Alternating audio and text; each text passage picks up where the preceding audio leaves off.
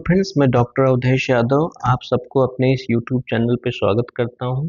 Friends, मैं आज आप लोगों के लिए बहुत ही इम्पोर्टेंट टॉपिक लेके आया हूं, जॉर्ज ऑरवेल, जो कि टीजीटी के न्यू सिलेबस में इंक्लूडेड है। तो आइए फ्रेंड्स स्टार्ट करते हैं। एरिक आर्थर ब्लेयर 25 जून 1903 में पैदा हुए थे और 21 जनवरी 1950 में इनकी डेथ हुई थी। ये एक इम्पॉर्टेंट पॉइंट्स हैं फ्रेंड्स, इसको आप याद रखिएगा। इससे भी क्वेश्चन आ जाता है राइटर का जन्म कब हुआ था और राइटर की मौत कब हुई थी। Right, was an English novelist, poet, essayist, journalist and critic. जो नॉवेलिस्ट थे, पोएट थे, एसेइस्ट थे, जर्नलिस्ट और क्रिटिक भी थे। Who wrote under the pen name of George Orwell, और वो जॉर्ज ऑरवेल के पेन नेम के साथ ये लिखते थे। राइट, तो एक ये भी क्वेश्चन आ सकता है एग्जाम में आपके कि एरिक आर्थर ब्लेयर जो कि इंग्लिश नॉवेलिस्ट थे, किस पेन नेम से लिखते थे? तो आंसर होगा George Orwell. His work is characterized by lucid prose, social criticism, opposition to all totalitarianism, both authoritarian communism and fascism। तो अगर इनकी थीम बात की जाए, स्टाइल की बात की जाए, तो ल्यूसिड प्रोज, सोशल क्रिटिसिज्म और ये टोटलिटेरियनिज्म और अथॉरिटेरिज्म, कम्युनिज्म और फासिज्म के अगेंस्ट थे और डेमोक्रेटिक सोशलिज्म के ये सपोर्टर थे। Friends, Orwell is best known for his allegorical novella Animal Farm 1945। तो ऑरवेल बहुत ज़्यादा फेमस हुए हैं अपने एलिगोरिकल नोवेला एनिमल फार्म की वजह से, जो कि 1945 में आया था, एंड द डिस्टोपियन नॉवेल 1984। ये बहुत इनका मोस्ट फेमस नॉवेल है 1984, जो कि आया था 1949 में। तो एक इम्पोर्टेंट पब्लिकेशन डेट है फ्रेंड्स। ये भी एक इम्पोर्टेंट क्वेश्चन बन सकता है कि 1984 का पब्लिकेशन ईयर क्या है? तो वह है 1949। और एक डिस्टोपियन नॉवेल है जो कि उटोपिया का अपोजिट डिस्टोपिया है। डिस्टोपिया में क्या है? डिग्रेडेशन दिखाया जाता है, समाज में, सोसाइटी में सारी चीजें फाउल हो गई हैं, बैड हो गई हैं, कोई होप नहीं रह गया। Right, although his works also encompass literary criticism, poetry, fiction and polemical journalism। polemical journalism में क्या है? ये कोई जो इनके आइडियाज हैं, जो इनके डेमोक्रेटिक सोशलिज्म के, उसके सपोर्ट में ये जर्नलिज्म भी किया करते थे। Friends, his non fiction works कौन कौन से इंपॉर्टेंट हैं? जैसे हम बात करें the road to Wigan Pier 1937, documenting his experience of working class life in industrial northern England। तो इनका खुद का जो वर्किंग क्लास लाइफ था नॉर्दर्न इंग्लैंड का, उस एक्सपीरियंस को इन्होंने अपने non fiction the road to Wigan Pier में एक्सप्लोर किया था। तो ये भी एक इम्पोर्टेंट क्वेश्चन बन सकता है, इसको आपको ख्याल में रखना है। और उसके बाद होमेज टू कैटलोनिया 1938 में जो आया था, ये an account of his experiences, जो उनके खुद के अनुभव थे, soldiering for the Republican faction of the Spanish civil war. तो स्पेनिश सिविल वार जो कि 1936 टू 1939 चला था, तो उनका जो खुद का एक्सपीरियंस था सोल्जर होने का, जो सोल्जरिंग का, उस एक्सपीरियंस को उन्होंने होमेज टू कैटलोनिया में एक्सप्रेस किया है। तो ये भी एक क्वेश्चन बन सकता है कि स्पेनिश सिविल वार का जिक्र किस वर्क में हुआ है? तो होमेज टू कैटलोनिया। ये भी एक इम्पोर्टेंट क्वेश्चन इनके बन सकता है। Are he as critically respected as his essays on politics. तो ये बहुत ही दोनों जो इनके होमेज टू कैटलोनिया और the road to Wigan pier जो है, एक इम्पोर्टेंट नॉन फिक्शन वर्क्स हैं। राइट, इसको आपको ध्यान में रखना है। Orwell's work remains influential in both popular and political culture. दोनों में इनके वर्क बहुत ही पॉपुलर रहे हैं। विद द एडजेक्टिव ऑरवेलियन, इनकी राइटिंग को ऑरवेलियन की कैटेगरी में रखा जाता है, अर्थात इनके नाम से ही इनकी जो राइटिंग स्ट्रक्चर को जोड़ा गया है, जो कि इनकी स्टाइल यूनिक थी। जिसे हम कहते हैं ऑरवेलियन का मतलब describing totalitarian and authoritarian social practices becoming part of the English language as are many of his neologism. बहुत सारे इन्होंने नियोलॉजिज्म क्रिएट किए हैं, जैसे कि Big Brother, thought police, room 101, newspeak, memory hole, doublethink, thoughtcrime. तो ये भी क्वेश्चन आ सकता है, ये एक इम्पोर्टेंट पॉइंट है कि बिग ब्रदर किससे एसोसिएटेड है, किसका दिया हुआ नियोलॉजिज्म है, thought police, newspeak, memory hole, doublethink, thoughtcrime. तो इस तरह से ये जो इनका जो एक नॉवेल जिसकी अभी हमने चर्चा किया था 1984, जो कि 1949 में पब्लिश हुआ था, उससे में ये सारे न्यूलॉजिज्म जो है यूज किए गए थे, राइट। तो ये भी एक इम्पोर्टेंट पॉइंट है, और ये ऑरवेलियन जो है एडजेक्टिव के अंतर्गत ये आता है। और इन 2008 द टाइम्स ने ऑरवेल को सेकंड ग्रेटेस्ट ब्रिटिश राइटर जो है कहा है सिंस 1945 से। भी एक इम्पोर्टेंट पॉइंट है फ्रेंड्स।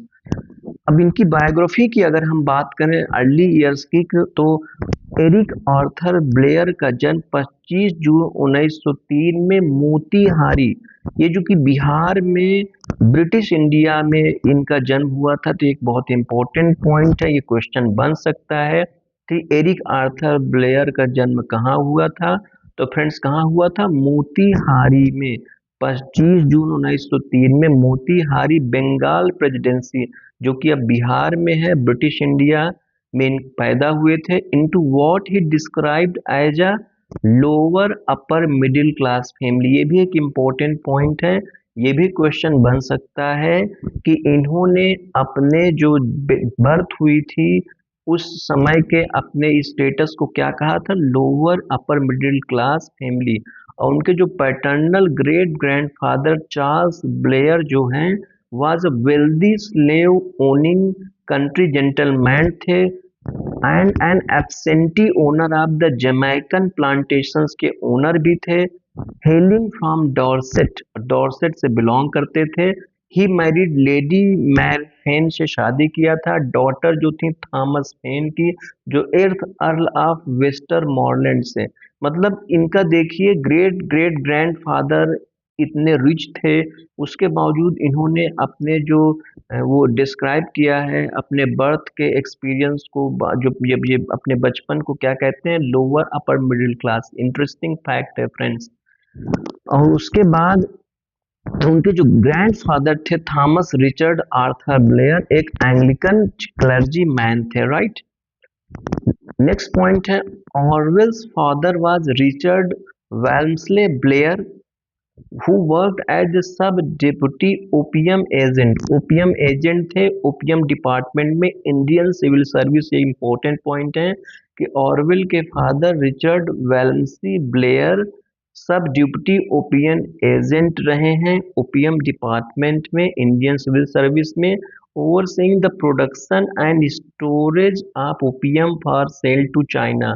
और चाइना में जो ओपीएम सेल की जाती थी उसके वो क्या थे, इंचार्ज थे।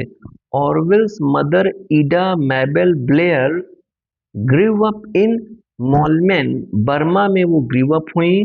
Where her French father Francis, जो कि Frank Limouzin was involved in speculative ventures, जहां पे उनके French father Francis Frank speculative ventures में इन्वॉल्व थे। And Frank Limouzin's wife Theresa Catherine Halliley came from an English family, जो कि English family से बिलोंग करती थे with a tradition of imperial service in the subcontinent. Eric had two sisters, Eric की दो बहनें थी, मार्जोरी 5 years ओल्डर बनी थी and Avril 5 years younger. When Eric was 1 year old, जब एरिक 1 साल के थे, his mother took him and Missouri to England, उनकी मदर जो है उनको मेजूरी के साथ इंग्लैंड लेके चली गई। And restoration work for always Motihari. और फ्रेंड 2014 में जो है भारत में मोतीहारी जो एंसेस्टर हाउस है इनका रेस्टोरेशन वर्क भी किया गया था। खैर ये बहुत एग्जामिनेशन के पॉइंट ऑफ व्यू से इम्पोर्टेंट नहीं, पर इसे आपको ख्याल में रखना है।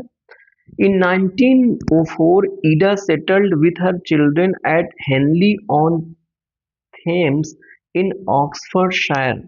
1904 में ईडा जो है सेटल्ड हो गई अपने बच्चों के साथ हेनली ऑन थेम्स, ऑक्सफोर्डशायर में।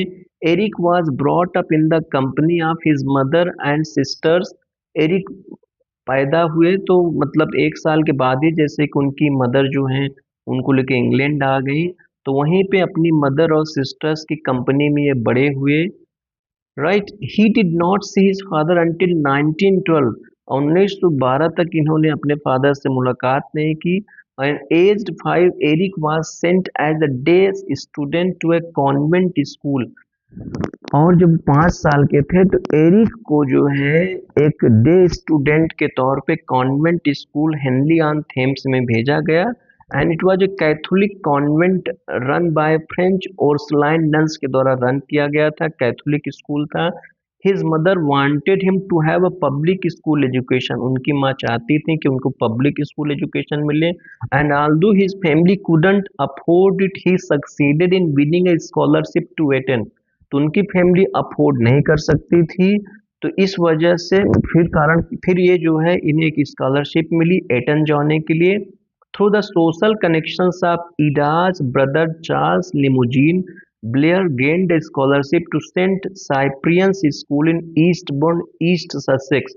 और जो सोशल कनेक्शंस था ईडा के ब्रदर चार्ल्स लिमोजीन का, जिसकी वजह से इनको स्कॉलरशिप मिली सेंट साइप्रियंस स्कूल में जाने के लिए, जो कि ईस्टबर्न, ईस्ट ससेक्स में था फ्रेंड्स। ये इंपॉर्टेंट पॉइंट्स इनके बिगनिंग ईयर के। और जब सितंबर 1912 में वो यहाँ आए, he boarded for the next 5 years तक यहाँ पे रहे। And returning home only for holidays, और हॉलीडेज में ही घर वापस आते थे। तो although he knew nothing of the reduced fees, he soon recognised that he was from a poorer home. तो भले ही मतलब उनको पता नहीं था बहुत कुछ की फी का स्ट्रक्चर कम किया गया है, लेकिन इनको रिकॉग्नाइज हो गया कि एक पुअरर होम से ये बिलोंग करते हैं। Blair hated the school, Blair ने स्कूल को मतलब हेट करते थे। And many years later wrote an essay, और एक ऐसे लिखा, सच सच वर द जॉयज। तो ये क्वेश्चन फ्रेंड्स बन सकता है कि ब्लेयर ने अपने स्कूल को हेट किया और उस एक्सपीरियंसेस को उन्होंने किस एसे में लिखा है, तो उसका नाम है सच सच वर द जॉयज। अब देखिए नाम जो ऐसे का क्या है, सच सच वर द जॉयज, लेकिन इसके अपोजिट उनका एक्सपीरियंस कैसा था, बहुत खराब था स्कूल का। और ये पोस्ट थमसली पब्लिश हुआ, पोस्ट थमसली मतलब इनके मरणोपरांत पब्लिश हुआ था ये ऐसे, based on his time there, जो भी उनका समय वहां पे बीता था। And I Saint Cyprian's Blair, वहां पे फर्स्ट मेट सेवरल कॉनोली से मिले ये, who became a writer and who as the editor of Horizon, जो कि राइटर के साथ साथ एडिटर होराइजन की के वो, और उन्होंने ऑरवेल के बहुत सारे एसेज को पब्लिश किया। किसने, साइरल कॉनोली ने। ये भी एक important point, right. And the essay recounts Blair hiking across the South Downs and bathing among the boulders at Beachy Head on the south coast of England। तो इस तरह से इनका जो essay है इंस्पायर हुआ था, इनका जो टाइम था सेंट साइप्रियंस स्कूल में, और उसका नाम जो हमने अभी चर्चा किया, such such were the joys, right. Before the First World War the family moved 2 miles, मतलब फर्स्ट वर्ल्ड वार के शुरू होने से पहले इनका परिवार जो है लगभग 3 किलोमीटर की दूरी पे शिप लेक ऑक्सफोर्डशायर मूव हो गया, जहां पे एरिक जो है फ्रेंडली हो गए बुडकम फैमिली से, स्पेशली देयर डॉटर जेसिंथा से। व्हेन दे फर्स्ट मेट, जब ये पहली बार मिले, he was standing on his head in a field, वो जो है अपने सर के बल खड़े थे फील्ड में। आस्क्ड व्हाई, जब पूछा गया क्यों, तो you are noticed more if you stand on your head than if you are right way up. तो इन्होंने जवाब दिया कि आपको तभी नोटिस किया जाता है जब आप खुद के हेड पे खड़े होते हैं, बजाय दूसरे के। तो इससे एक आप समझ सकते हैं कि मतलब इसका एक कनोटेशन ये है कि आपको अपने माइंड का यूज करना है, अपने थिंकिंग का यूज करना है। Growing up together, Bodicam and Blair became idealistic adolescent sweethearts, reading and writing poetry together and dreaming of becoming famous writers. तो साथ में ये लोग पले बढ़े। बोडिकैम और ब्लेयर एक अच्छे अडोलसेंट स्वीटहार्ट फ्रेंड्स हुए, रीडिंग और राइटिंग पोइट्री साथ में किए और फेमस राइटर्स बनने के बारे में इन्होंने सपने देखे। और Blair also enjoyed shooting, fishing और बर्ड वाचिंग को एंजॉय करते थे और जेसिंथा के ब्रदर और सिस्टर के साथ। तो ये लाइफ इनका ऐसे यहाँ गुजरा। While at St. Cyprian's, Blair wrote two poems that were published in the Henley and South Oxfordshire Stanford। जब ब्लेयर जो है सेंट साइप्रियंस में थे तो इन्होंने टू पोएम्स लिखी जो कि Henley and South Oxfordshire standard में पब्लिश हुई।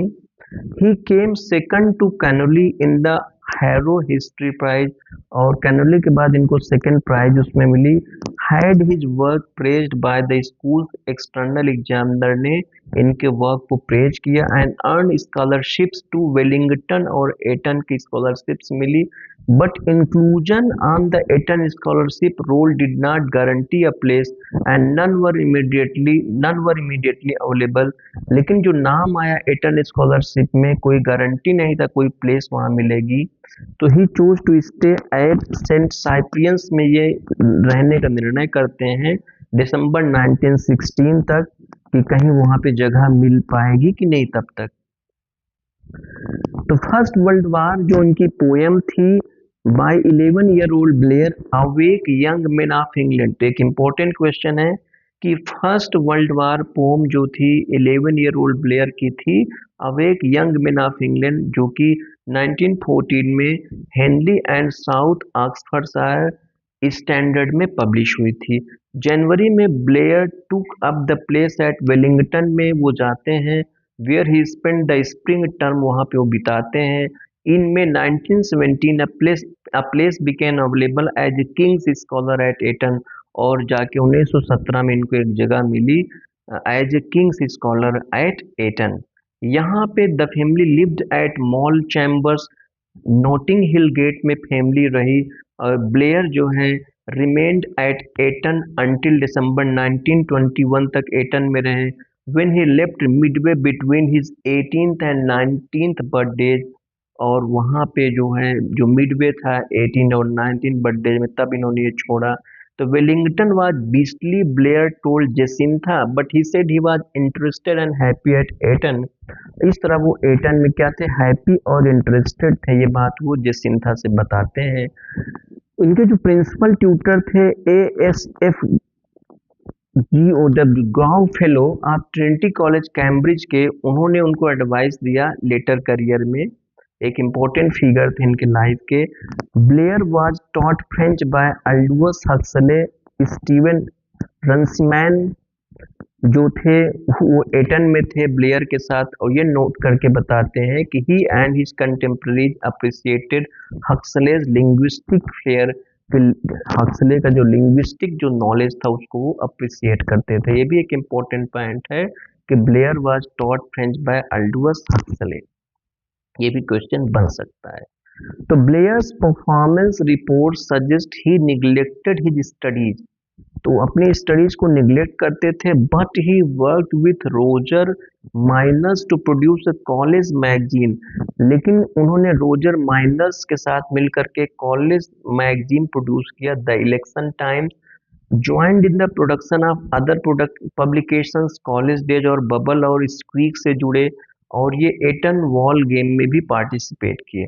His parents couldn't afford to send him to university without another scholarship, और इनके फ्रेंड्स अफोर्ड नहीं कर पाए कि इनको यूनिवर्सिटी भेजें बिना किसी स्कॉलरशिप के। And they concluded from his poor results he wouldn't be able to win one, उनको लगा पुअर रिजल्ट्स की वजह से इनको स्कॉलरशिप मिल भी नहीं सकती। Runciman noted he had romantic idea about the East, Runciman ने नोट किया कि ईस्ट के प्रति इनके एक रोमांटिक आइडिया है। And the family decided Blair should join the Imperial Police को ज्वाइन करें, the precursor of the Indian Police Service, जो कि बाद में हुई। For this he had to pass an entrance examination, इनको एक एंट्रेंस एग्जामिनेशन पास करना था। And in December 1921 he left Eton को इन्होंने छोड़ दिया and travelled to join his retired father mother and younger sister Avril को इन्होंने फिर ज्वाइन किया, and who that month had move to 40 Stradbroke Road Southwold Suffolk में, जो कि चले गए थे, the first of their 4 homes in the town. The Blair was enrolled at Cramer there called Craighurst and brushed up on his classics, English and history. He passed the exam coming 7th out of the 26 who passed. ये एक important point है कि कैसे बाद में इन्होंने study में Excel किया फ्रेंड्स। और आगे बढ़ते हैं इनके लाइफ में। पुलिसिंग इन बर्मा, ब्लेयर्स की जो मैटरनल ग्रैंड मदर थे वो मुलमेन में रहते थे, so he chose a posting in Burma में इन्होंने पोस्टिंग चुना। Then still a province of जो ब्रिटिश इंडिया का प्रोविंस था। In October 1922 he sailed on board SS Herefordshire to join the Indian Imperial Police in Burma को ज्वाइन करने के लिए जाते हैं 1922 में। अ मंथ लेटर, एक महीने बाद, he arrived at Rangoon and travelled to the police training school in Mandalay, वहाँ पे ये जाते हैं पुलिस ट्रेनिंग स्कूल में। He was appointed an assistant district superintendent के तौर पे, प्रोबेशन के तौर पे इनको अपॉइंट किया जाता है 29 नवंबर 1922 को, and at the pay of ₹5 to 5 525 per month के हिसाब से उस time. After short posting at Maymyo, Burma's principal hill station, he was posted to the frontier outpost of Mayagüez in the Irrawaddy delta में इनकी फिर पोस्टिंग होती है frontier outpost पे, जो कि 1924 के बिगनिंग में फ्रेंड्स। तो working as an imperial police officer gave him a considerable responsibility while most of his contemporaries were still at university in England। तो इस तरह से इंपीरियल पुलिस ऑफिसर के तौर पे काम करने के परिणाम स्वरूप इनकी जो कंसिडरेबल रिस्पॉन्सिबिलिटी जो इनको मिली, जो इनके कंटेम्परेरीज को नहीं मिल पाई इंग्लैंड में। When he was posted farther east in the delta to 20 में जब इनकी पोस्टिंग हुई as sub divisional police officer, he was responsible for the security of some 20,000 people, ये रिस्पॉन्सिबल थे उनकी सिक्योरिटी के लिए। At the end of 1924 he was posted to Syriam में पोस्टिंग हुई closer to Rangoon. Syriam had the refinery of the Burma oil company की refinery थी। The surrounding land a barren waste, all vegetation killed up by the fumes of sulphur dioxide pouring out day and night from the stacks of the refinery। ये जो pollution वहाँ पे था बहुत ज़्यादा, जो sulphur dioxide. But the town was near Rangoon, a cosmopolitan seaport था, और Blair went into the city as often as he could, और शहर वो हमेशा जा सकते थे जब चाहते। To browse in a book shop जा सकते थे, to eat well cooked food, to get away from the boring routine of police life से बाहर होने के लिए। In September 1925 he went to Insane में गए, the home of insane prison। By this time Blair had completed his training and was receiving a monthly salary of ₹740 including allowances। और इस time तक इनका प्रमोशन भी हो चुका था, ट्रेनिंग भी पूरी हो गई थी और सैलरी भी इनकी बढ़ गई थी। Blair recalled he faced hostility from the Burmese. In the end, the sneering yellow faces of young men that met me everywhere, the insults hooted after me when I was at a safe distance, got badly on my nerves। तो Blair ने अपने experiences को बताया है कि जो Burmese people इनको पसंद नहीं करते थे। He recalled that I was stuck between my hatred of the empire I served and my rage against the evil-spirited little beast who tried to make my job impossible।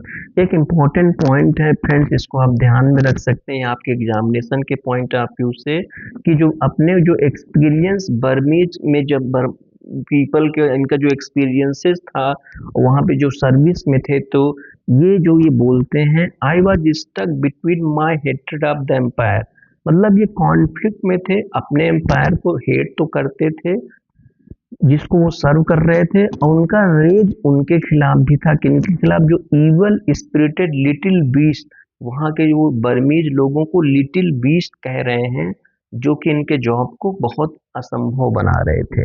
तो इनकी mixed feeling थी, अपने empire से hate भी करते थे, और जो बर्मीज जो पीपल थे उनको ये इवल स्पिरिटेड लिटिल बीस्ट भी बोलते हैं। और इस तरह से बर्मा में ही जो British, in Burma Blair acquired a reputation as an outsider के तौर पे इनकी पहचान हुई।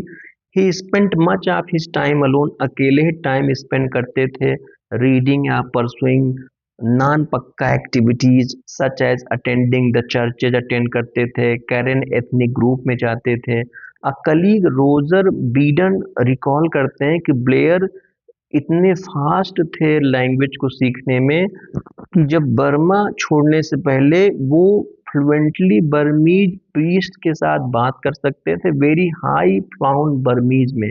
तो Blair made changes to his appearance in Burma, अपने अपीयरेंस पे भी बहुत काम किए थे, और वो पूरे लाइफ उसी अपीयरेंस, उसी वैसे ही कपड़े पहनते रहे, और जो पेंसिल मुस्टस जो ये बाद में धारण करते हैं। तो ये बहुत इंपॉर्टेंट पॉइंट है कि जो जो अपीयरेंस इन्होंने बर्मा में चुना, उसको लाइफ टाइम तक ये कंटिन्यू रखते हैं।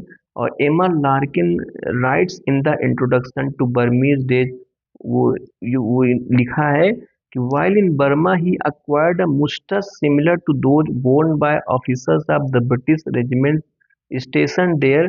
He also acquired some tattoos on each knuckle. He had a small untidy blue circle.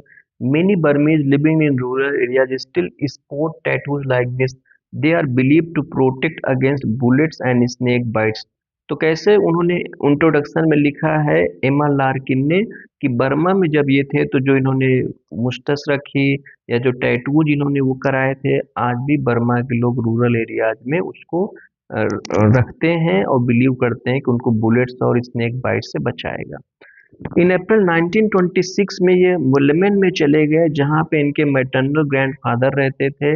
Eight the end of that year he was assigned to Katha in upper Burma में assign हुए, और जहां पे इन्हें dengue fever हो जाता है 1927 में।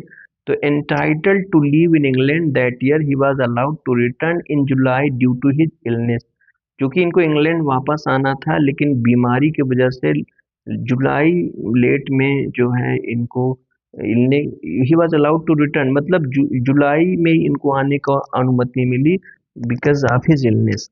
While on holiday with his family in Cornwall, में जब हॉलीडे में थे ये सितंबर 1927 में, he reappraised his life and deciding against returning to Burma, he resigned from the Indian Imperial Police to become a writer.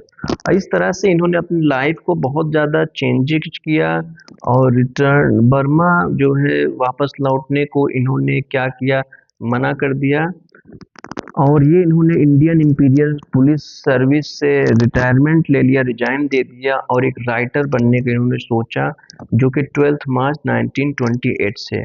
तो he drew on his experiences in the Burma police for the novel Burmese Days 1934। देखिए important question है कि इन्होंने अपने Burma में जो रहे हैं वो जो एक्सपीरियंसेस हैं बर्मीज डेज में लिखे, and the essays Hanging 1931 and Shooting an Elephant 1936 sorry, ये बहुत ही फेमस ऐसे है शूटिंग एन एलिफेंट 1936। तो फ्रेंड्स ये याद रखिएगा, ये 3 क्वेश्चंस इसमें बन सकते हैं कि बर्मा में रहने के दौरान इन्होंने जो अपने एक्सपीरियंसेस को लिखा, for the novel Burmese Days में लिखा, और essays hanging and shooting and elephant में भी डिस्क्राइब किया। आगे बढ़ते हैं, लंदन और पेरिस में इनका टाइम जो गुजरा।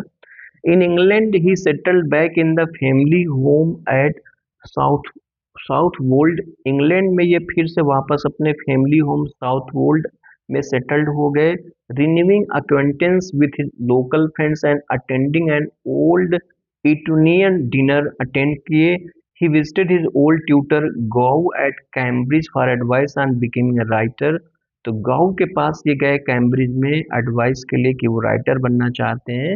And in 1927 he move to London, वापस आ गए। रूथ पीटर एक फैमिली अक्वेंटेंस थे, उन्होंने मदद किया रहने के लिए इनको, लॉजिंग्स के लिए। और 1987 के अंत में वो जो है इनको रूम्स में मिल गए रहने के लिए पोर्ट बेलो रोड पे। ब्लू प्लेक अभी भी कमेमोरेट करती है उनके रेजिडेंस को, वहाँ पे एक लगाई गई है। तो पीटर्स जो इन्वॉल्वमेंट था in would have lent it a reassuring respectability in Mrs Blair's eyes, और बाद में ये जो है उनके रिस्पेक्टेबिलिटी का मिसेज ब्लेयर के आई में कारण बना। Peter had a sympathetic interest in Blair's writing, pointed out weaknesses in his poetry, and advised him to write about what he knew. तो पीटर ने इनको सिंपैथेटिक इंटरेस्ट था ब्लेयर की राइटिंग में, रूथ पीटर का, और उनकी पोइट्री की वीकनेसेस को भी बताते थे और एडवाइस करते थे कि वो वही लिखें जो वो जानते हैं। In fact, he decided to write off certain aspects of the present that he set out to know, और फिर वो डिसाइड करते हैं कि जो वो जानते हैं वही लिखेंगे। And ventured into the east end of London की तरफ वेंचर करते हैं। The first of the occasional stories he would make intermittently over a period of 5 years to discover the world of poverty and the down and outers who inhabit it। तो इस तरह से इन्होंने अपने एक्सपीरियंस पे friends काम करना शुरू किया, अपने जो भी एक्सपीरियंसेस जिनको मिले हैं उसको ही लिखने के लिए फिर आगे बढ़ते हैं। तो in imitation of Jack London whose writing he admired particularly the people of the abyss. तो जैक लंदन को फॉलो करने के समय उनकी जो राइटिंग थी the people of the abyss को इन्होंने बहुत एडमायर किया। Blair started to explore the poorer parts of London.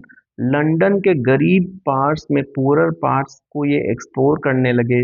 On his first outing he set out to Limehouse causeway की तरफ जाते हैं। Spending his first night in a common lodging house, पहली रात वहां गुजारते हैं पॉसिबली जॉर्ज लिविज की पे। For a while he went native in his own country, ऐसा लगा कि अपने कंट्री में ये नेटिव हो गए हैं। Dressing like a tramp, adopting the name P S Burton, और पी एस बर्टन का नाम अडॉप्ट करते हुए। तो he recorded his experiences of the low life for use in the Spike, जो द स्पाइक में यूज करते हैं।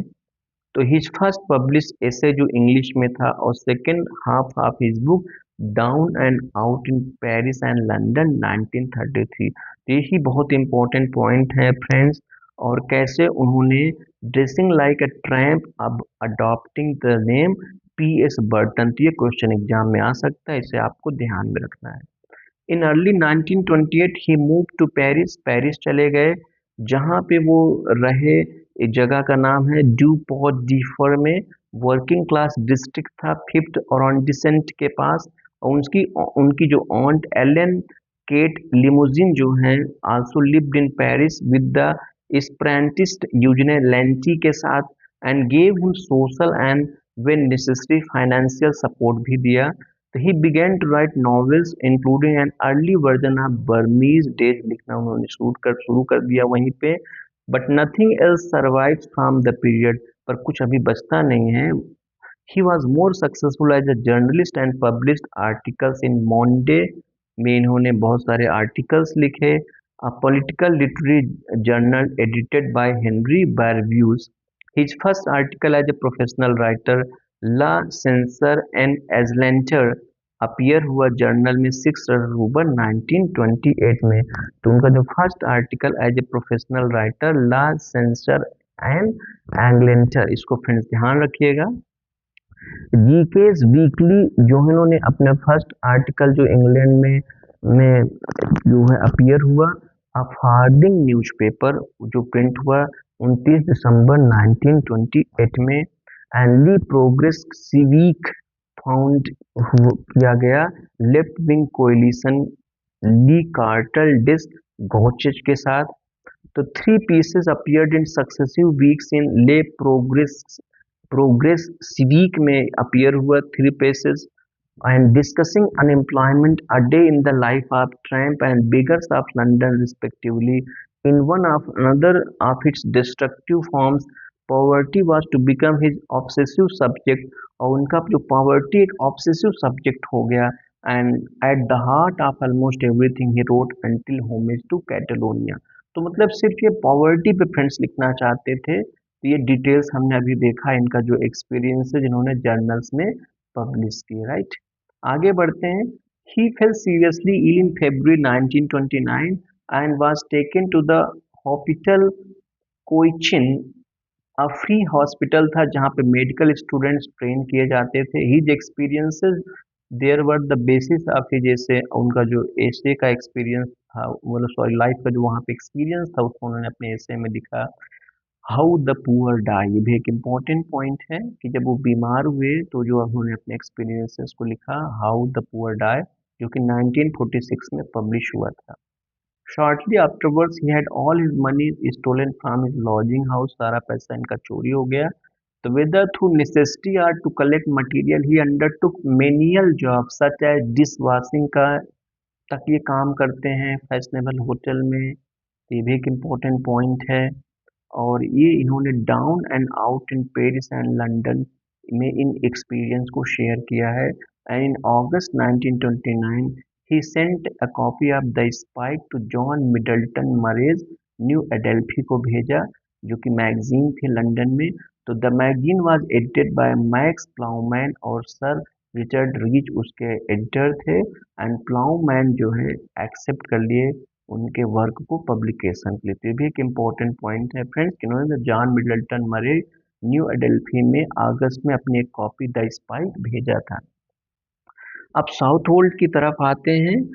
तो Southwold Pier in Southwold, Orwell wrote A Clergyman's Daughter in the town, basing the fictional town of Knype Hill partly on Southwold. ये भी एक important point है। मतलब दिसंबर 1929 में after nearly 2 years in Paris, Paris में 2 साल बिताने के बाद ब्लेयर फिर से इंग्लैंड वापस आते हैं और डायरेक्टली अपने पेरेंट्स के हाउस साउथ वोल्ड में जाते हैं, जो कि कोस्टल टाउन था सफोक में, which remained his base for the next 5 years, और अगले 5 साल तक वो बेस रहा उनका।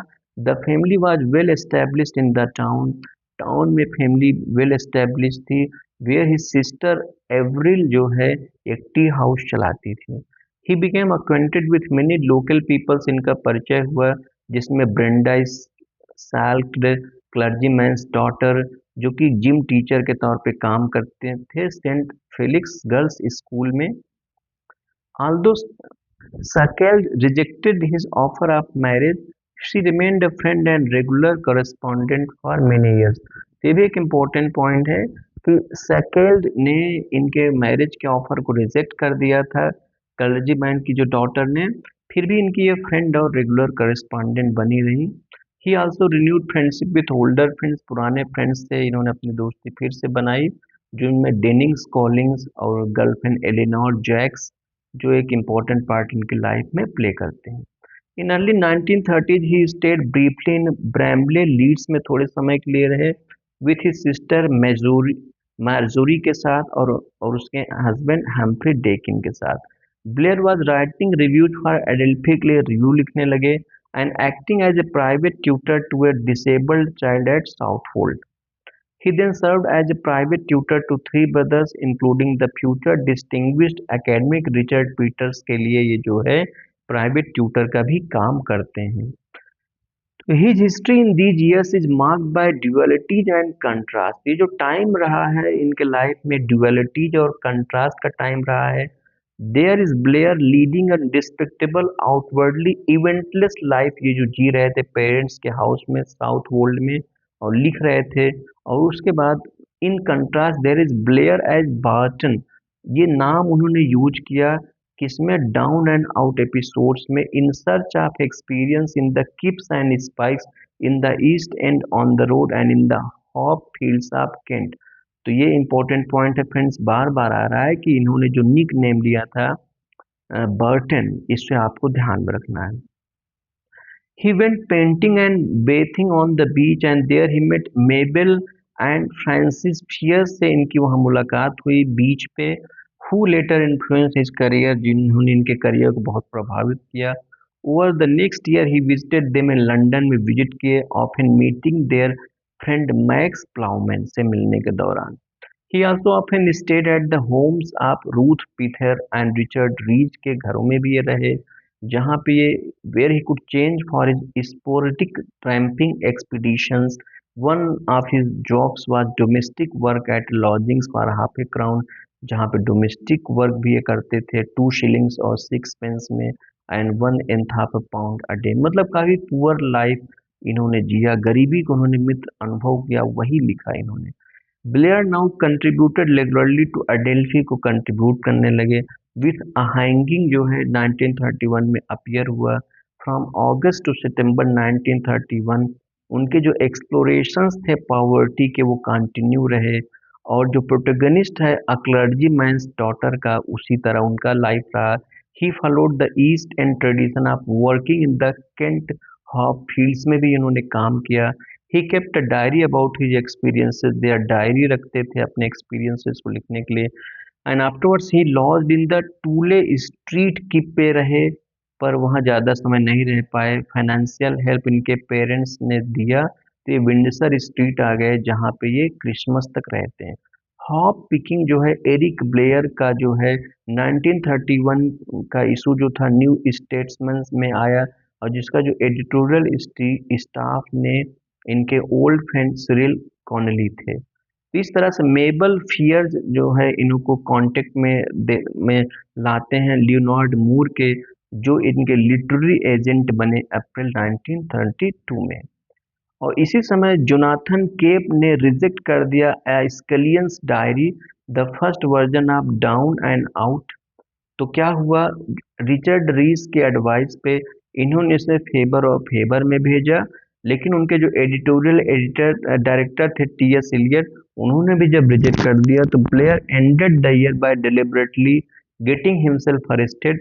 उन्होंने कोशिश किया, फ्रेंड्स ये बड़ा इंपॉर्टेंट पॉइंट है इनके इनके बायोग्राफी में, कि ये कोशिश करते रहे डिलिबरेटली कि इनको जेल हो जाए, अरेस्ट हो जाए, so that he could experience Christmas in prison, कि प्रिजन में रह के क्रिसमस को एक्सपीरियंस करना चाहते थे। एक पॉइंट इंपॉर्टेंट है फ्रेंड्स, ध्यान देना, एग्जाम में आ सकता है कि कौन सा राइटर खुद को अरेस्ट करने की डिलिबरेटली कोशिश करता है, तो वो ये साहब जी हैं। तो उसके बाद क्या हुआ, ये जो कोशिश करते हैं, लेकिन क्या हुआ, but after he was picked up and taken to Bethnal Green police station, जहां वो लेके जाया गया उनको ईस्ट एंड ऑफ लंदन के, जहां पे authorities did not regard his drunk and disorderly behaviour. तो इनका जो शराब पीना और डिसऑर्डरली बिहेवियर को इम्प्रेजनेबल नहीं माना, और इनको 2 दिन बाद ही जो है इनको होम में जाने के लिए बोल दिया गया। टीचिंग करियर, एक इम्पोर्टेंट पॉइंट है। अप्रैल 1932 में Blair became a teacher at The Hawthorns High School में टीचर हो गए for boys in Hayes West London में, and this was a small private school था, और 14 या 16 जो बॉयज उम्र के बच्चे यहाँ पे 10-16 के इस तरह से पढ़ते थे। While at the school, he became friendly with the curate of the local parish church and became involved with activities, और वहाँ activities में involve हो गए। Mabel Fears had pursued matters with Moore, and at the end of June 1932, Moore told Blair, तो मूर ने Blair को बताया कि जो विक्टर गोलैंग्स जो हैं was prepared, वो प्रिपेयर हैं, मतलब पब्लिश कर देंगे आइस्कलियंस डायरी। अगर आप 40 के एडवांस में, मतलब पैसा देने पर पैसा भी मिल जाएगा, through his recently founded publishing house Victor Gollancz Limited के द्वारा 40 यूरो। तो which was an outlet for radical and socialist works, जो कि एक बहुत ही इंपॉर्टेंट आउटलेट था इनके लिए, रेडिकल और सोशलिस्ट वर्क्स के लिए। तो eight the end of the summer term in 1933 Blair जो है साउथ वुल्ड वापस आ गए, जहाँ पे उनके पेरेंट्स की एक लेगेसी थी। उन्होंने लेगेसी को यूज किया है अपना एक घर खरीदने के लिए। तो ब्लेयर और उनकी सिस्टर जो है Avril spend the holidays making the house habitable, while he also worked in Burmese days, और बर्मीज डेज पे वो काम भी करते रहे और वहाँ रहे भी। तो he was also spending time with Eleanor Jaques के साथ भी टाइम बिताते थे, but her attachment to Dennis Collings के साथ रहने की वजह से एक बाधा रहा उनका मोर सीरियस रिलेशनशिप का। राइट फ्रेंड्स, और एक बड़ा इंपॉर्टेंट पॉइंट है, जो पेन नेम जॉर्ज ऑरवेल है वो कहाँ से इंस्पायर हुआ था? By the river Orwell in the English county of Suffolk. तो ये बड़ा इंपॉर्टेंट पॉइंट है कि इन्होंने पेन नेम जॉर्ज ऑरवेल कहाँ से इंस्पायर था? तो ये था inspire English county of Suffolk. ये एक इंपॉर्टेंट पॉइंट है। तो Clink an essay describing his failed attempt to get sent to prison. तो ये ऐसे क्लिंक इनका है, ये अपने फील्ड जो इनका अटेम्प्ट था जेल जाने को, उस एक्सपीरियंस को बताते हैं। अगस्त 1932 में पब्लिश हुआ था अडेल्फी में। उसके बाद वो टीचिंग में फिर वापस आ जाते हैं हेज में, and prepared for the publication of his book now known as down and out in Paris and London के पब्लिकेशन लग जाते हैं। He wished to publish under a different name to avoid any embarrassment to his family over his time as a tramp। तो दूसरे नाम से ये अपने इस वर्क को पब्लिश करना चाहते थे, क्योंकि नहीं चाहते थे उनके परिवार को खराब लगे, उनकी बेइज्जती हो कि एज ए ट्रैम्प कैसे उन्होंने जीवन जिया था। तो इन लेटर टू मूर, मूर को उन्होंने लेटर लिखते हैं, and he left the choice of pseudonym to Moore and to Gollancz, कि वो उनको नाम दे सकते हैं। तो 4 days later he wrote to Moore, Moore को फिर से वो लिखते हैं suggesting the pseudonyms P S Burton जो है सूडोनिम्स ये नाम हो सकता है जब ये ट्रैम्पिंग कर रहे थे। राइट, तो Kenneth Miles, George Orwell and H Lewis Allways. तो he finally adopted the pen name George Orwell because it is good round English name. तो इन्होंने फिर जो है किस पे अपनी मोहर लगाई? जॉर्ज ऑरवेल पे, कि it is a good round English name. तो ये भी एक इंपॉर्टेंट पॉइंट है, ये क्वेश्चन बन सकता है। It is a good round English name किसके लिए जॉर्ज ऑरवेल के लिए बोला जाता है? जॉर्ज ऑरवेल ने बोला है। The name George was inspired by the patron saint of England, कि वो सेंट थे, एंड ऑरवेल जो है after the river Orwell in the Suffolk which was one of Orwell's favourite location. जो ऑरवेल की फेवरेट लोकेशन थी उससे इनका नाम इंस्पायर था। जॉर्ज जो कि एक सेंट थे, और ऑरवेल जो एक जो रिवर ऑरवेल सफोक में थी। ये पॉइंट्स इंपॉर्टेंट पॉइंट है, ध्यान रखिएगा। Down and out in Paris and London was published by Victor Gollancz के द्वारा लंदन में 9 जनवरी 1933 को पब्लिश हुआ, और फेवरेबल रिव्यूज मिली। सिसिल डे लेविस ने कम्प्लीमेंट किया ऑरवेल्स की क्लैरिटी और गुड सेंस को। ये इंपॉर्टेंट पॉइंट है friends. And the times literary supplement ने ऑरवेल के एक्सेंट्रिक कैरेक्टर्स को कैरेक्टर ऑफ डिकेंस से तुलना किया, और down and out was modestly successful भी था, and was next published by Harper and brothers in New York में बाद में पब्लिश भी हुआ। इन मिड 1933 ब्लेयर लेफ्ट हॉथॉर्न्स को छोड़ करके ये एक टीचर बन गए फ्रे कॉलेज ऑक्सब्रिज में, वेस्ट लंदन में। और ये this was a much larger establishment, और बड़ा एस्टेब्लिशमेंट था। 200 पीपल्स और फुल कंप्लीमेंट था इनको स्टाफ का। तो ये एक्सपीरियंस यहाँ पे फ्रेंड्स रहा इनका। और आगे फिर क्या होता है कि ये जो है ही acquired a motorcycle and took trips through the surrounding countryside में घूमते रहे। On one of these expeditions he became soaked and caught a chill that developed into pneumonia। और इसी expeditions में इनको निमोनिया भी हो जाता है, तब इनको कॉटेज हॉस्पिटल ऑक्सब्रिज में ले जाया गया, जहां where for a time his life was believed to be in danger. ऐसा लगा खतरे में भी जीवन इनका पड़ गया था। जब इनको जनवरी 1934 में डिस्चार्ज किया गया, तो ये साउथवोल्ड वापस आ गए टू कॉन्वलसेंस, मतलब ठीक होने के लिए और अपने पेरेंट्स के द्वारा सपोर्ट पाने के लिए, और फिर वापस टीचिंग में कभी वापस नहीं आए। तो he was disappointed when Gollancz turned down Burmese Days को छापने से जब मना कर दिया उन्होंने। क्यों? क्योंकि वो जो पोटेंशियल सूट्स था लिबेल का, बट हार्पर जो है तैयार हो गए पब्लिश करने के लिए यूनाइटेड स्टेट्स में। मीनवाइल तो Blair started work on the novel A Clergyman's Daughter पे वर्क करना स्टार्ट करते हैं, drawing upon his life as a teacher. तो एक इम्पोर्टेंट पॉइंट बन सकता है कि जो उनका लाइफ था एज ए टीचर, उनकी जो लाइफ थी साउथ वर्ल्ड में, उसको इन्होंने इस एक्सपीरियंसेस को अ क्लर्जीमैन्स डॉटर में मित्र विद फ्रेंड्स एक्सप्लोर किया था। एंड इवेंचुअली इन अक्टूबर में after sending A Clergyman's Daughter to Moore, जब इन्होंने मूर को भेजा तो he left for London to take a job, वो लंदन के लिए निकले जॉब के लिए। And that had been found for him by his aunt Nellie Limouzin ने उनके लिए भी वर्क भी खोज लिया। अब आगे फ्रेंड्स बढ़ते हैं हैम्पस्टेड एक्सपीरियंस को। तो दिस जॉब वाज ये पार्ट टाइम असिस्टेंट की बुक लवर्स कॉर्नर में जॉब थी, second hand book shop Hampstead में थी, जो फ्रांसिस और मैथेनवी वेस्ट्रोप चला रहे थे, और जो फ्रेंड्स थे नेली लिमुजिन के इस पेरेंटो मूवमेंट के दौरान से। तो west troops were friendly and provided him with comfortable accommodation, friendly थे, इनको वारविक मैंसन्स में पॉन्ड स्ट्रीट में अच्छा रहने का बंदोबस्त कराया। And he was sharing the job with Jon Kimche, के साथ ही जॉब शेयर कर रहे थे, who also lived with the Westropes, जो वो भी उसी के साथ रह रहे थे वहीं पे उसी जगह पे। तो Blair work at the shop in the afternoon में काम करते थे and had his mornings free to write, और मॉर्निंग अपनी फ्री रखते थे लिखने के लिए, और इवनिंग्स में समय बिताने के लिए, सोशलाइज होने के लिए फ्रेंड्स। तो these experiences provided background for the novel Keep the Aspidistra Flying, Keep the Aspidistra Flying 1936।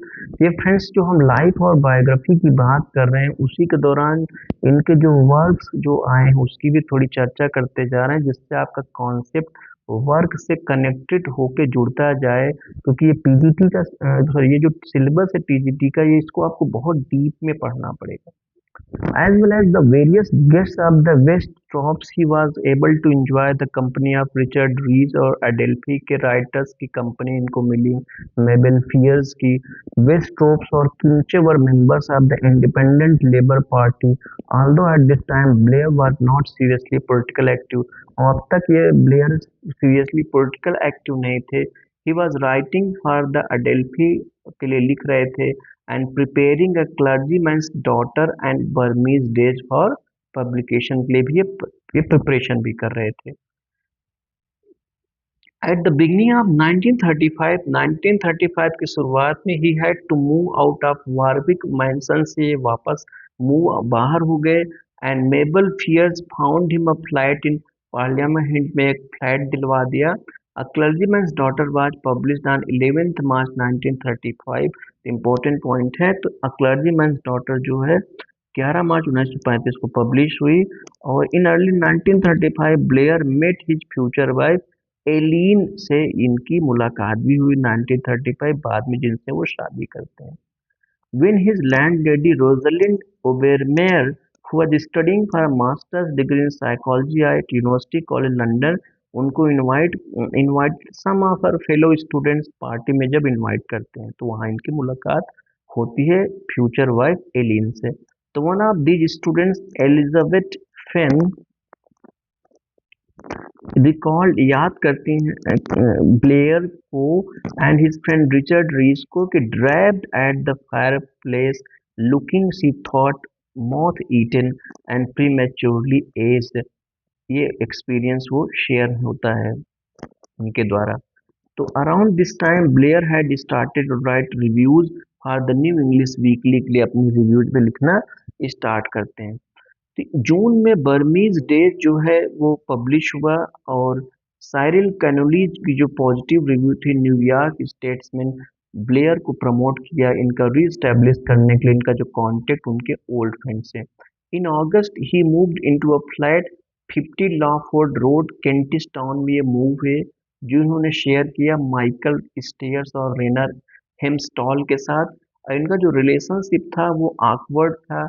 Blair और हेम्स्टॉल जो है इवन केम टू ब्लोज दो दे रिमेन फ्रेंड्स, दोस्त तो बने रहे, और बाद में वर्क के साथ में बीबीसी ब्रॉडकास्ट में। ब्लेयर जो है अब काम कर रहे थे कीप द एस्पीडिस्ट्रा फ्लाइंग पे अपने, और ट्राई किया अनसक्सेसफुली एक सीरियल जो है द न्यूज क्रॉनिकल के लिए। और अक्टूबर 1935 उनके जो फ्लाइट मेट्स थे वो मूव्ड आउट चले गए थे और वो स्ट्रगल कर रहे थे रेंट को अकेले पे करने के लिए।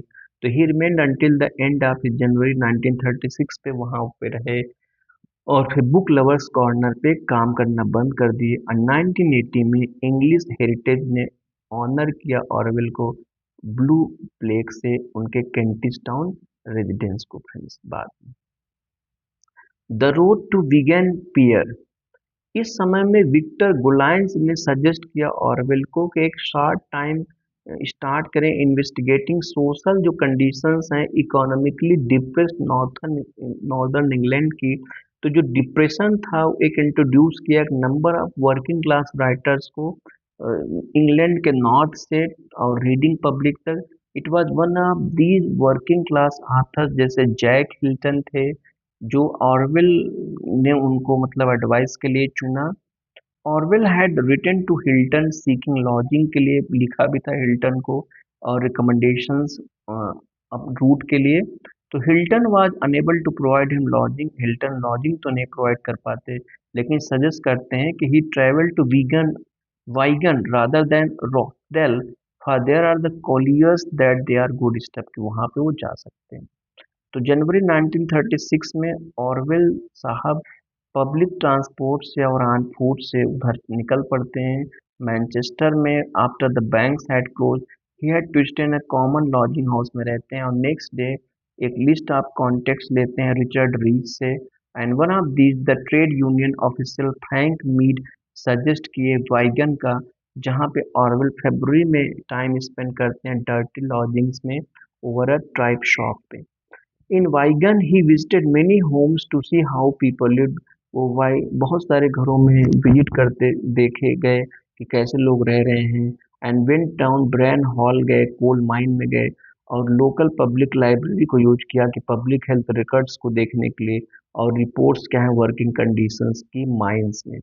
तो इस समय he was distracted by concern about style and possible libel in Keep the Aspidistra Flying, थोड़ा सा डिस्ट्रैक्टेड भी थे कि जो प्रॉब्लम्स हो सकती थी। तो he made a quick visit to Liverpool जाते हैं मार्च में और वहाँ पे साउथ यॉर्कशायर में रहते हैं spending time in Sheffield and Barnsley में कुछ टाइम स्पेंड करते हैं। तो as well as visiting mines including Grimethorpe and observing social conditions को ऑब्जर्व करते हुए he attended meetings of the Communist Party और Oswald Mosley his speech the usual claptrap the blame for everything was put upon mysterious international gangs of Jews. तो उसको attend करते हैं where he saw the tactics of the black shirts। he also made visits to his sister at Headingley और इस दौरान ही visited the Bronte personage at Howard। इस तरह से ऑरवेल नीडेड समवेयर जहाँ पे वो कंसंट्रेट कर सकते थे राइटिंग के लिए और इस तरह वंस अगेन हेल्प जो है उनको आंट नेली ने प्रोवाइड किया जो कि वेलिंगटन हार्टफोर्डशायर में रह रही थी, जो कि स्मॉल 16th सेंचुरी कॉटेज था जो स्टोर्स के नाम से जाना जाता था। इस तरह से ऑरवेल जो है वहाँ पे रहे और उसके बाद क्या हुआ, उन्होंने द रोड टू वीगन पियर जो है by the end of April लिखना स्टार्ट कर दिया। गार्डन में बहुत टाइम स्पेंड करते हुए प्लांटिंग रोज गार्डन जो अभी भी still extant and revealing 4 years later that outside my work the thing I care most about is gardening specially vegetable gardening.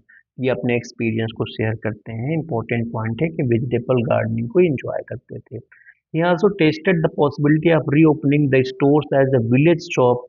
ये फिर से सोचे कि ये अपने जो है रीओपन करें स्टोर्स को विलेज शॉप की और कीप द एस्पिडिस्ट्रा फ्लाइंग जो पब्लिश हुई गोलैंग्स के द्वारा ऑन 20th अप्रैल 1936 को and on 4th August Orwell ने एक टॉक दिया डेल्फी समर स्कूल में जो कि लैंगहम में हुई, जो का टाइटल था an outsider sees the distressed areas and others who spoke at the school included, जो और लोग बोले John Strachey, Max Plowman, Karl Polanyi और रेनॉल्ड नीब्यर। तो ये जो जर्नीज का जो उनका परिणाम रहा है through the north was the road to Wigan Pier, ये पब्लिश हुआ गुलैंग्स के द्वारा for the left book club in 1937 में और जो first half of the book थी डॉक्यूमेंट्स करती है उनके सोशल इन्वेस्टिगेशंस को लैंकशायर और यॉर्कशायर का। और जो इवोकेटिव डिस्क्रिप्शन उसमें वर्किंग लाइफ है कोल माइंस को डिस्क्राइब करते हैं। तो एक इम्पोर्टेंट पॉइंट है फ्रेंड्स द रोड टू वाइगनपियर में। और जो सेकेंड हाफ लॉन्ग ऐसे है जो अपब्रिंगिंग और डेवलपमेंट हुआ उनका पॉलिटिकल कॉन्सेंस का कॉन्शियंस, और जो एक इंक्लूड करता है कि वो आर्गुमेंट जो सोशलिज्म की तरफ कैसे फ्रेंड्स बढ़े, ये सारी भूमिकाएं रही हैं। तो गोलाइंस ने fear the second half would offend readers को ऑफेंड करेगा, तो इसलिए added a disculpatory preface to the book while Orwell was in Spain. जब ऑरवेल स्पेन में थे तो एक डिसकल्पेटेटरी प्रेफेस जो है बुक में ऐड किया। तो ऑरवेल्स का जो रिसर्च था the road to Wigan Pier led him to being placed under surveillance, और इस तरह से बाय द स्पेशल ब्रांच के द्वारा वो सर्विलियंस तक में मतलब रखे गए थे। उसके बाद ऑरवेल ने मैरिड किया ओ सॉन्ग्सनी से 9 जून 1936 को।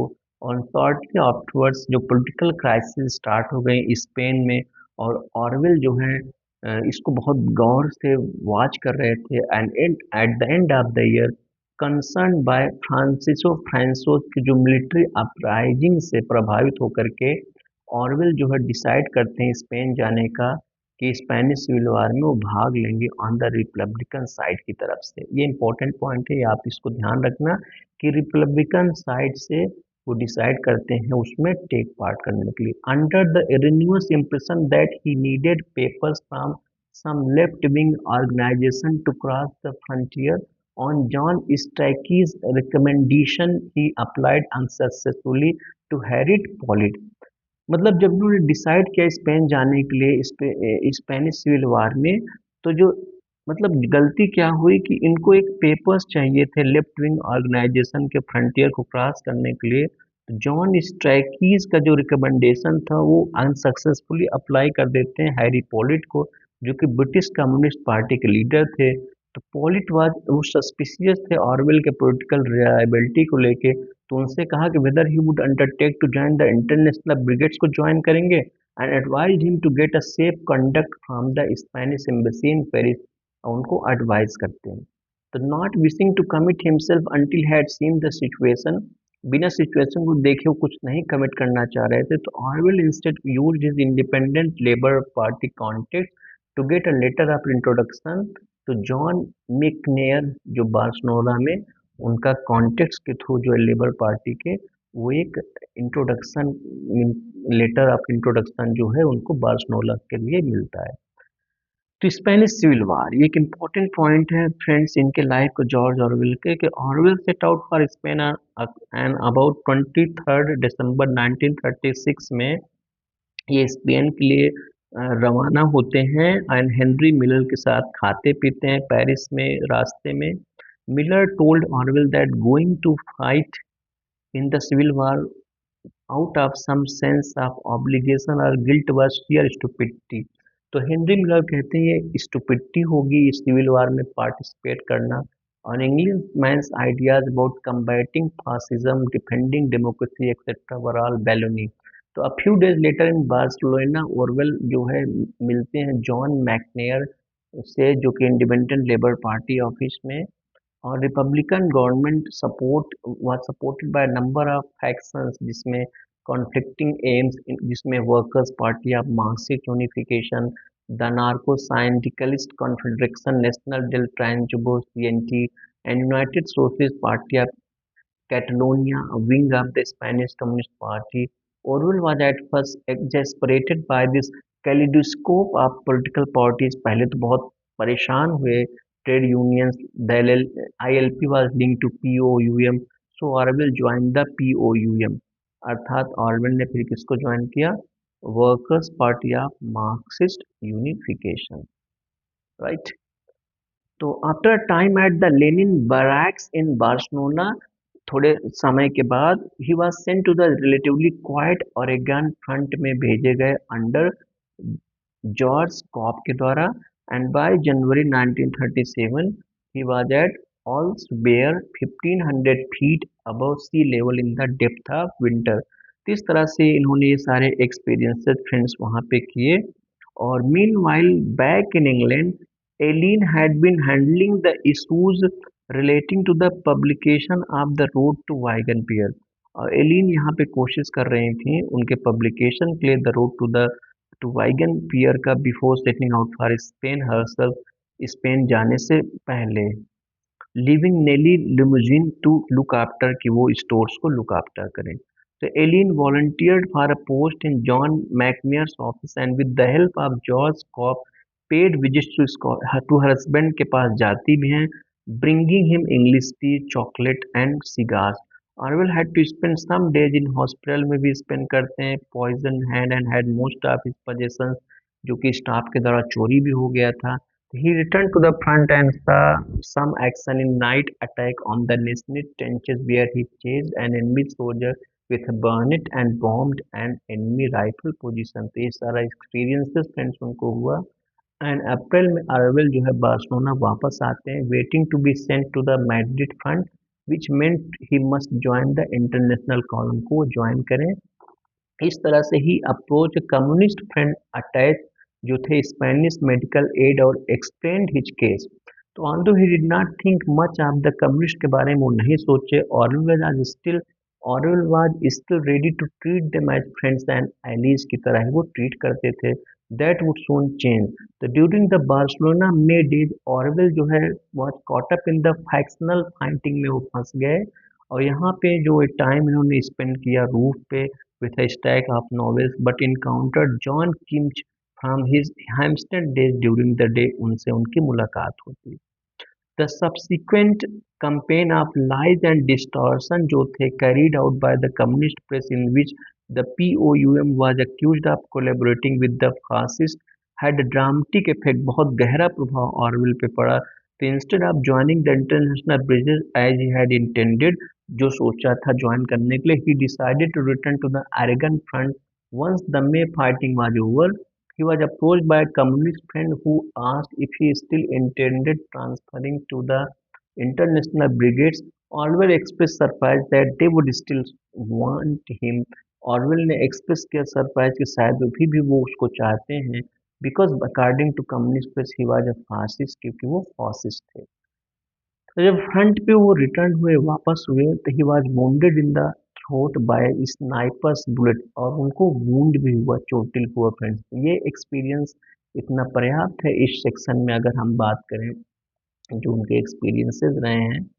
और आगे जब हम बढ़ते हैं तो ये जो है, ये जो स्पेनिश सिविल वार था gave rise to Homage to Catalonia. ये एक इम्पॉर्टेंट पॉइंट है, ये एक्सपीरियंसेस को किसमें लिखते हैं, अपनी बुक होमेज टू कैटलोनिया। और इस बुक में जो इंटरनेशनल जो ब्रिगेड्स था, fascism, freedom and the Spanish civil war, Giles Tremlett लिखते हैं कि according to Soviet files Orwell and his wife Eileen were spied on in Barcelona. इनको स्पाई तक किया गया था। ये एक इम्पॉर्टेंट पॉइंट है कि स्पेनिश सिविल वार का एक्सपीरियंस होमेज टू कैटलोनिया में ये एक्सप्रेस करते हैं।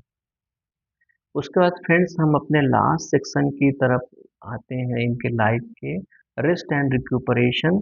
ऑरवेल इंग्लैंड वापस आए 1937 में, और उसके बाद अपने वाइफ के साथ ग्रीनविच में वो कुछ टाइम रहे। एंड उसके बाद he found his views on the Spanish civil war out of favour, हो गए उनके व्यूज।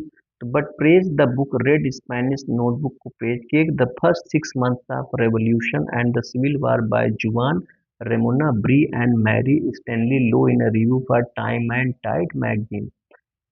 तो इस तरह से इनकी फ्रेंड्स लाइफ आगे बढ़ती है। एंड उसके बाद जो है अगर हम आगे और बात करें तो उसके बाद आगे क्या होता है कि there were thoughts of going to India to work on the Pioneer newspaper in Lucknow. ये भी विचार आया कि इंडिया में जाके पाइनियर के लिए काम करें, जो न्यूज़पेपर है लखनऊ में।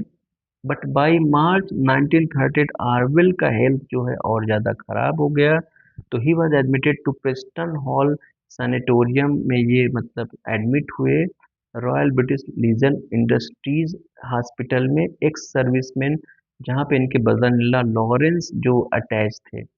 तो he was thought initially to be suffering for tuberculosis से लगा ये पीड़ित हैं, और वहाँ पे सैनिटोरियम में सितंबर तक रहे। तो होमेज टू कैटलोनिया पब्लिश हुआ लंदन में, किसके द्वारा, सेकर एंड वारबर्ग के द्वारा, और कमर्शियल फ्लॉप था। और it re-emerged in 1950s following on the success of Orwell's later books. और दूसरी किताबों के सक्सेस होने के बाद इस किताब की चर्चा फिर बाद में होती है। तो और आगे फ्रेंड्स बढ़े हम तो देखें कि नॉवलिस्ट एच मियर्स ने सेक्रेटली फंड किया था ए ट्रिप को फ्रेंच मोरक्को के लिए for half year for Orwell के लिए to avoid the English winter and recover his health. ये इम्पोर्टेंट पॉइंट है। और ऑरवेल सितंबर 1938 में वाया गिल जिब्राल्टर और टैंजियर जो है के थ्रू स्पेनिश मोरक्को का अवॉइड करने के लिए माराकेस में आते हैं। और यहाँ पे ये जो है एक रेंट करते हैं, rented a villa on the road to Casablanca and during that time Orwell wrote coming up for air. They arrived back in England on 30 March 1939 and Coming Up for Air was published in June. Orwell spent time in Wellington and Southwold working on an essay about Charles Dickens. In June 1931 Orwell's father died और Orwell के father की भी 1939 में मौत हुई। तो ये भी एक इम्पोर्टेंट पॉइंट है कि ऑरवेल ने वेलिंगटन में टाइम स्पेंड किया, एक एशे पे काम कर रहे थे अबाउट चार्ल्स डिकेंस। उसके बाद सेकेंड वर्ल्ड वार आता है और इसी दौरान ये एनुअल फॉर्म लिखते हैं फ्रेंड्स। तो ये जो है एक्सपीरियंसेस हमने अभी शेयर किया, राइट। और जो आगे का जो इनका जो लिटरेरी लाइफ की अगर हम बात करें वो तो हमको नेक्स्ट लेक्चर में लेना पड़ेगा, क्योंकि फिर बहुत बड़ा वीडियो हो जाएगा। जो इनके लिटरेरी वर्क हैं और इनके जो वर्क्स के बारे में इसकी चर्चा जो है और हम मित्र फ्रेंड्स नेक्स्ट लेक्चर में नेक्स्ट वीडियो में चर्चा करेंगे, राइट। तो इस तरह से हमने देखा कि ये जो है थोड़ा सा बड़ा लेक्चर हो गया है फ्रेंड्स, बड़ा वीडियो हो गया है, लेकिन ये बहुत ही इम्पोर्टेंट पॉइंट था। अगर फाइनल मोमेंट्स और डेथ की बात करें कि ऑरवेल का हेल्थ खराब होता चला गया and in mid 1949 he courted Sonia Brownell को थोड़े समय के लिए कोट भी किया, believe to be the model for Julia जो 1984 में वो इंस्पिरेशन थी इनके लिए। And they announce their engagement in September. Shortly afterwards he was remove to University College Hospital London में आए, जहां पे Brownell took charge of Orwell's affairs and attended him diligently in the hospital, right.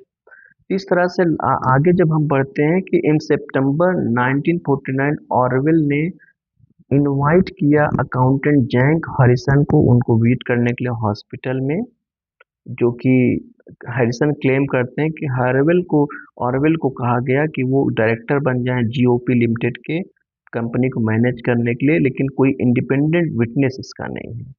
तो Orwells की wedding took place in the hospital room on 13 October 1949 with David Astor as best man.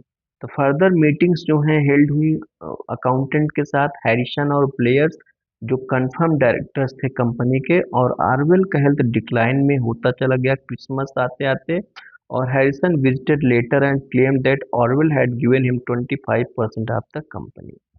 और बाद में at the age of 46 Orwell suffered a pulmonary artery rupture due to complications of tuberculosis and died in the early morning of 21 January 1950।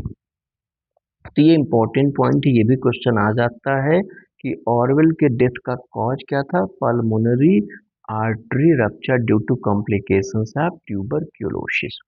और Orwell ने request किया था कि उनको bury किया जाए according to the rites of the Church of England in the nearest convenient cemetery में, right. जो ग्रेवयार्ड था सेंट्रल लंदन में कोई स्पेस नहीं था, so in an effort to ensure his last wishes पूरी हो जाए क्योंकि जगह नहीं था, तो उनकी विडो ने अपील किया फ्रेंड्स से कि whether any of them knew of a church जहाँ पे स्पेस हो ग्रेवयार्ड में। तो डेविड एस्टर ने अरेंज किया ऑरवेल को किसमें, church yard of All Saints church Sutton Courtenay में 26 जनवरी 1952 को। और फ्यूनरल जो है ऑर्गेनाइज किया गया था एंथनी पॉवेल के द्वारा, मैल्कम मग्रिज के द्वारा। और इस तरह से all people that on earth do dwell guide no the great redeemer and 10,000 times 10,000 तो इस तरह से मैल्कम मॉर्गेज ने और पॉल ने इस हिंद को चूज किया उनके उसमें। और ऑरवेल ने सन अडॉप्ट किया था रिचर्ड होरेसियो ब्लेयर को। एक इम्पोर्टेंट पॉइंट है, was brought up by Orwell sister Avril के द्वारा वो ब्रॉट अप किए गए। तो इस तरह से फ्रेंड्स हमने देखा उनके लाइफ को डिटेल्ड एनालिसिस किया एक मैराथन की तरह। और इनका जो राइटिंग है, इनका जो वर्क्स है, एक सेपरेट लेक्चर होगा जिसमें प्रत्येक वर्क की समरी, कैरेक्टर्स, इंपॉर्टेंट पॉइंट्स हम चर्चा करेंगे। तो फ्रेंड्स आई होप आपको ये ज़रूर वीडियो पसंद आया होगा। डिटेल में हमने ऑरवेल के लाइफ को चर्चा करा और मुझे कहने में कोई कोताही नहीं है कि ये जो नोट्स है मैंने विकिपीडिया के हेल्प से इसको लिया है और निश्चित तौर पे एक डिटेल्ड उनके लाइफ का जो स्टडी है इसमें मित्र निकल कर के आया है। तो बहुत डीप में फ्रेंड्स हमने इसकी स्टडी किया। आई होप आपको समझ में आया होगा। अगर आपने चैनल को सब्सक्राइब नहीं किया तो प्लीज़ सब्सक्राइब कर लीजिए friends. Thanks for watching. Thank you so much.